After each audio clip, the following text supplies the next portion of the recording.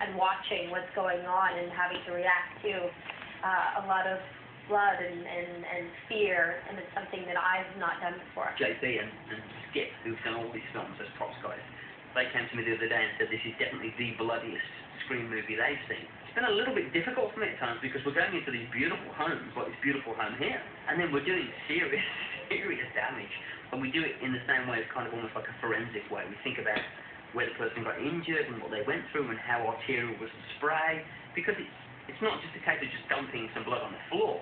You know, sometimes you think, what's the actions of the killer? You know, I mean, if you're pulling back on a knife, does the blood go into the air? So we're trying to make it look like there's some reality to it.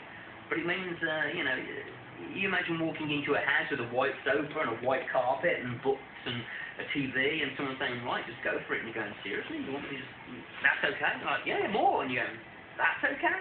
We shot in this house last night, and we had a big messy scene, and so now we're in the process of cleaning it up and putting the pieces back together again for the homeowners here, and then putting the house back together so they can move back in.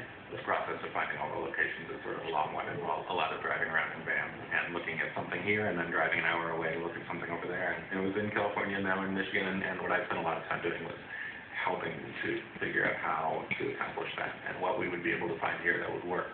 You know, and there's some things that are impossible. You know, I mean, the hills in Northern California we just don't have here. So then you start looking at the film and you say, okay, it's really green. You know, the houses have a certain character to them, and maybe if we look around here, we can find things that look a lot like that. And then I think we did. And then we tried to bring in plants. We tried to do a lot of different stuff in the background to help set that. With the world in the grip of a global recession, the financial universe of film also faced a challenge.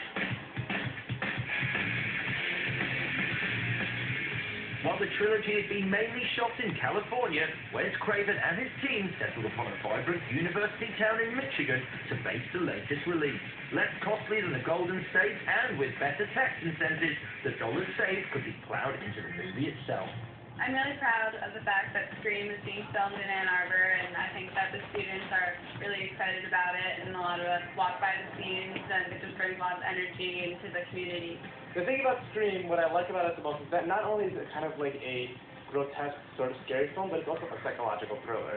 That's what usually gets me the most. It was due to my dysfunctional childhood. I watched it when I was a kid, so that kind of left me with a lot of nightmares. When you see stuff like that, it kind of messes with you a little bit, but you know that's a good horror movie when it can do that to you. I actually like the Scream movies because I'm kind of scared of like the actual versions of like the Ring and the horror movies, so it kind of made me take those movies more lightly. I feel like a lot of like the modern day like horror films kind of, they don't do it right anymore at all. It's just like, I don't know, maybe because I'm older, but like I still feel like I get like that general like shudder down my spine when I start thinking about Scream. So it's like, if it's being filmed here, I can't wait to check it out.